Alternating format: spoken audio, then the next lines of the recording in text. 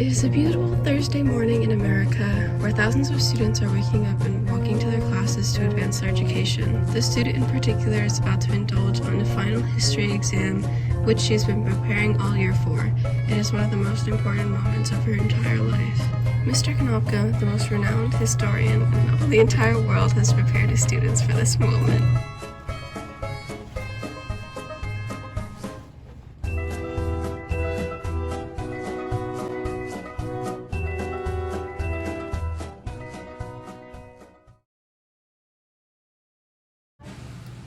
Today, you will embark on a journey to utilize the information that I gave you through extremely detailed PowerPoint presentations and talking for hours on end about stocks to take this final test that will destroy your GPA. Wouldn't it help if you did well enough? You won't. Trust me. Oh, okay.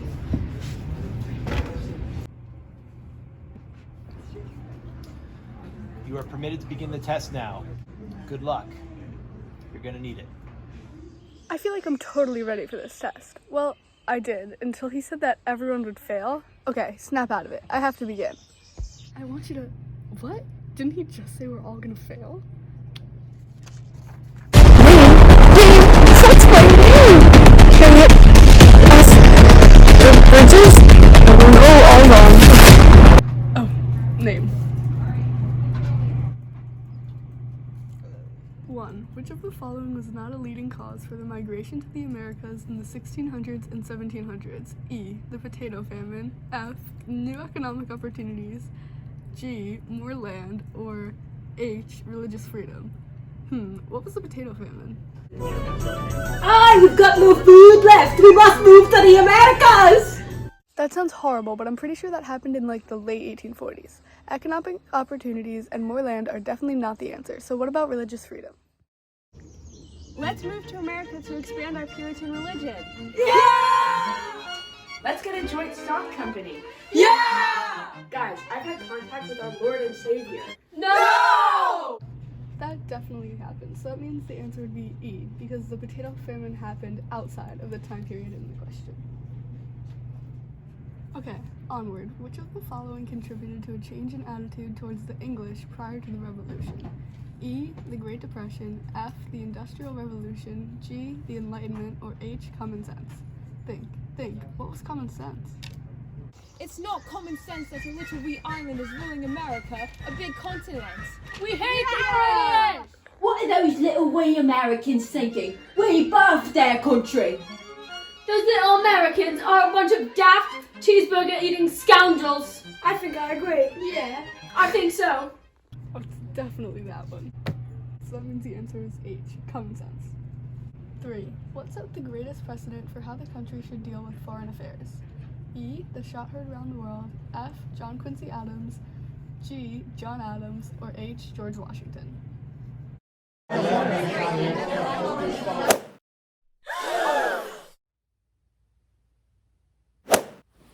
What?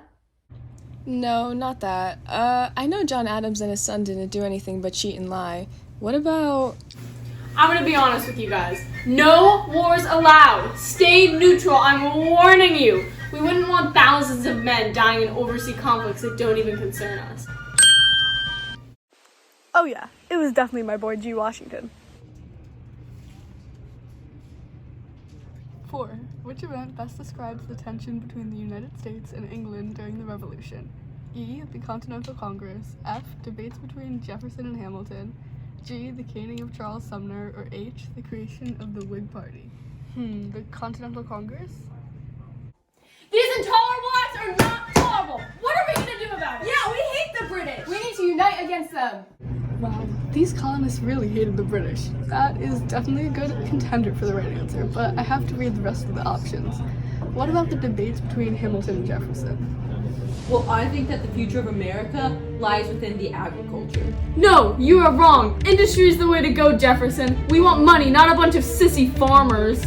I personally believe that farming is a very respectable career. Easy for you to say, you don't even do your own farming. And besides, what about all the capitalists? Mark Zuckerberg, Warren Buffett, Elon Musk, Jeff Bezos? How are they meant to prosper in an economy full of agriculture? Hamilton, that didn't even happen yet. Why are you spoiling it for everyone? Oops, my bad. Ugh, why did Hamilton have to go and spoil everything? Okay, focus. That can't be right. That doesn't have anything to do with Britain. The caning of Charles Sumner? We are in the 17th century. Slavery should be left in the past. What is wrong with you? If you touch my economy, you'll feel the wrath of this king. Okay, definitely not that one. The creation of the Whig Party?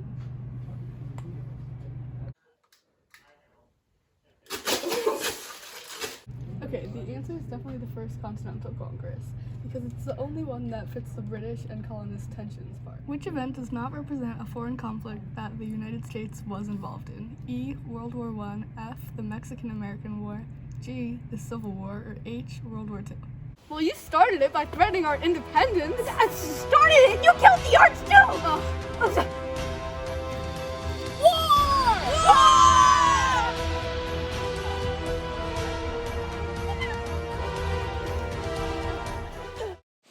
No, that obviously has foreign powers. The Mexican-American War? No, Mexican is foreign, so it must be the Civil War. How are we gonna take down these industrialist freaks? We have the best military leaders and a more equipped people. All that's just dandy, but what we need is them French and British.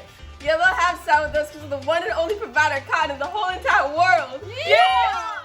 Y'all better join us or die. Without our kind, your countries will go down under. Actually, my farmer friend, we need not your cotton. Yes, we found someone better, or a little less racist. It doesn't seem like foreign powers were involved in this one, so it has to be the Civil War. 6. Which of the following did not invoke nationalism? E. The Declaration of Independence. F. The War of 1812. G. World War I. Or H. The Emancipation Proclamation. Ah yes, the Declaration of Independence. Now, we must sign the document that will show the British that we need to be on our own. Oh, me! Who even is that guy? Oh, come on, man! What is that guy's problem? He didn't even do anything. Shut up, Benjamin. Don't forget where you came from. Come on, electricity, strike me already! That definitely evoked nationalism, so that can't be right. And I know that the War of 1812 and World War I invoked nationalism, so it must be the Emancipation Proclamation. Okay, next question. Which was a significant part of the Mexican-American War? E. The assassination of Lincoln. F. The Battle of the Alamo. G. The invention of Morse code. Or H. D-Day. Hello, Asma Butterfield. This is such a good play. Yeah? Well, this is your last.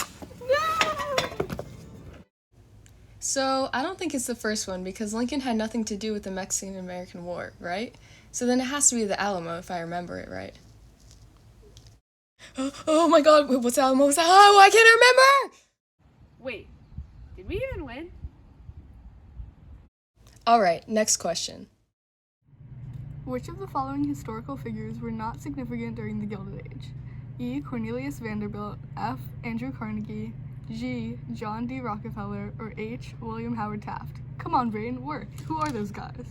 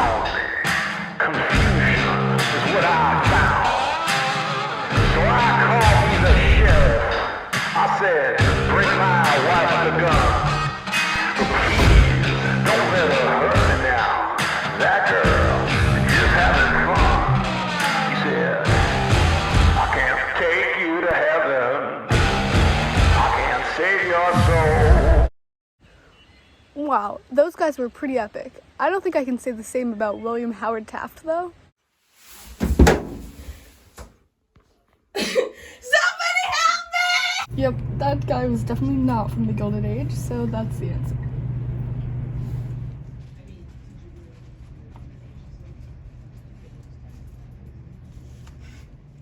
Okay, let's move on to the next question. 9. Which of the following resulted from the Great Depression? E. Hoovervilles and shantytowns. F. Whovilles. G. The Boston Tea Party. Or H. The communist propaganda. Where are you, Christmas? Why can't I find you? Why have... I don't even know why I considered that as an answer. Maybe it's the Boston Tea Party? These hooligans contribute nothing to their motherland. Time to add the tea tax. This won't result in a consequence of our actions. You're a grand old flag, you're a high-flying flag. That had nothing to do with the Great Depression, and neither did communist propaganda, so it must be Hoovervilles and shantytowns. Jeez, there's so many questions.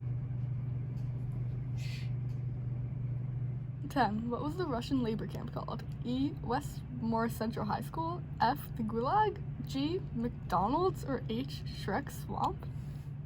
Okay, so definitely not the first one, or the third one. What even are those options? I mean, H? We better find all the bugs in this swamp, otherwise Shrek will eat us. Yeah, let's get a move on then. That's definitely not it. What about the Gulag? You're in the gulag now.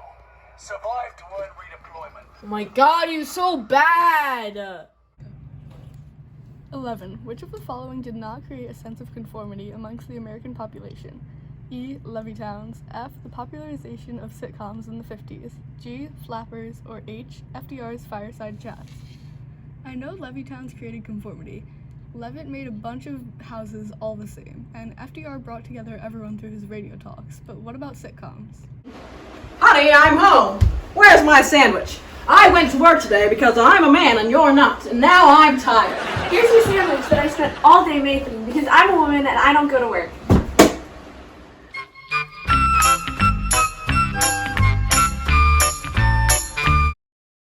Oh yeah, sitcoms invoke gender roles. What a weird time. But I thought that everyone loved to embrace flappers. I love that in this time period we can be accepted and show our ankles. Her ankles are out! No! Ooh, definitely that one. Let's see what question 12 is. Who enforced the most government involvement within the people during his presidency? E. William Henry Harrison. F. FDR. G. James Polk. Or H. Joseph Stalin. Immediately I can eliminate Stalin because he was the Russian dictator, I think. And then James Polk just wanted expansion and got like California and stuff as territories. He didn't really get involved with the people. Wait, who was William Henry Harrison? Called from a retirement, which I had supposed was to continue for the residue of my life, to fill the chief executive office of this great and free nation. Okay, then it must be FDR. He had the New Deal and everything.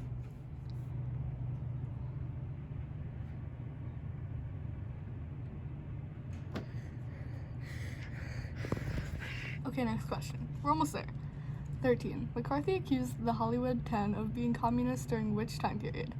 E. Red October. F. The Great Depression. G. The Gilded Age. Or H. The Red Scare. Red October? What do I know about the Red October? October.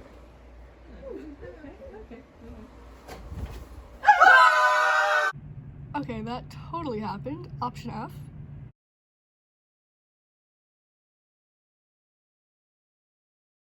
So that's probably not what it is. I can't recall. But option G with the Gilded Age?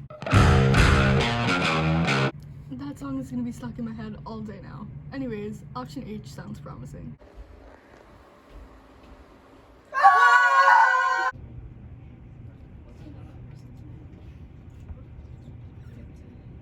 Okay, that last one seems the most viable.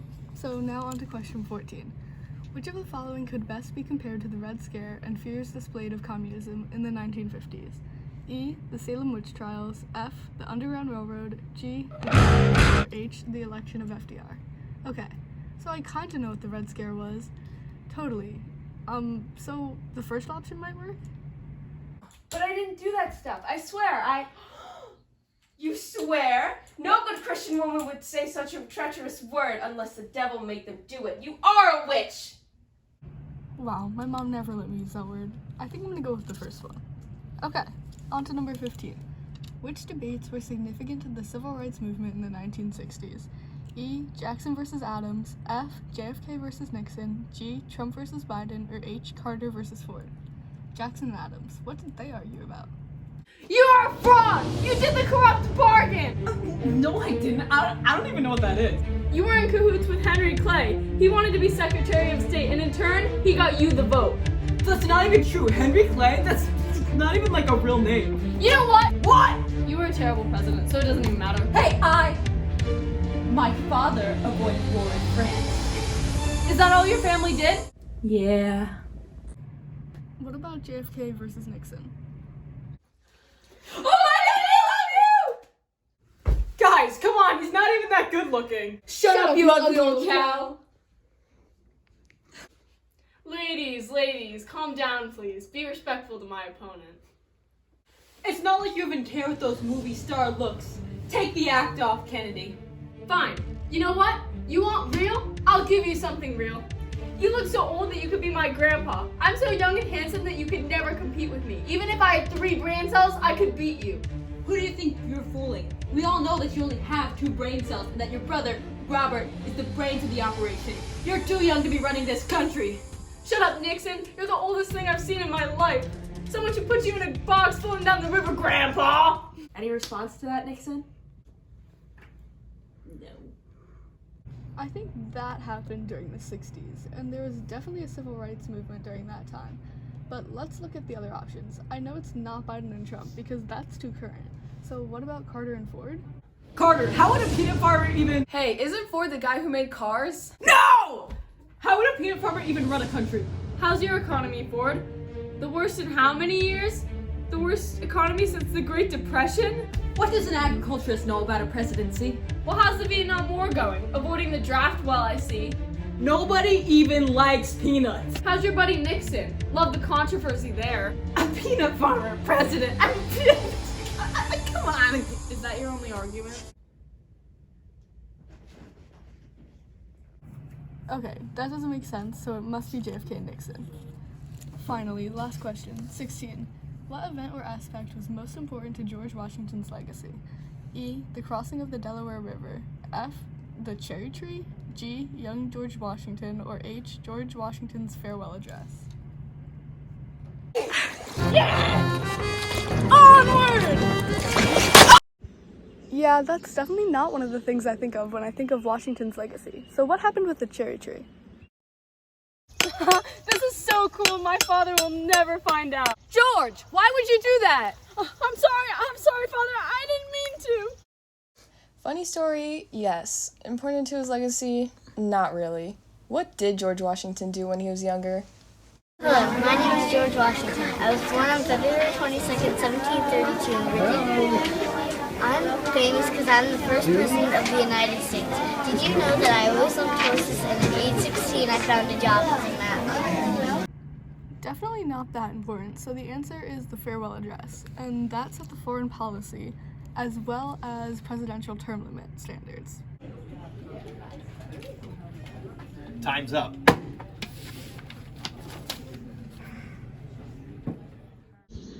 Uh-oh, I didn't even have a chance to check everything over. I hope I did good. I mean, I know I barely knew what I was talking about, but still. You just handed the test back. I'm too scared to look though. What'd you get? Oh my goodness, I got 100. How about you? Oh yeah, me too.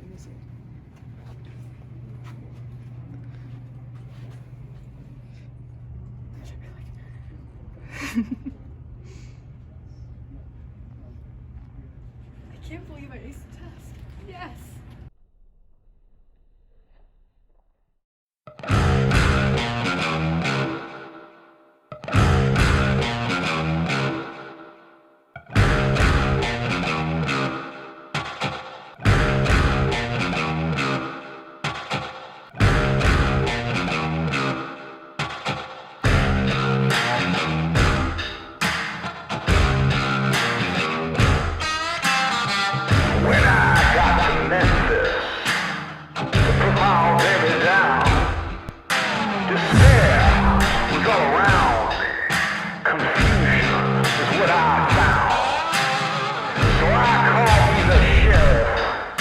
said, bring my wife the gun. But please, don't let her hurt me now. That girl is just having fun. He said, I can't take you to heaven. I can't save your soul.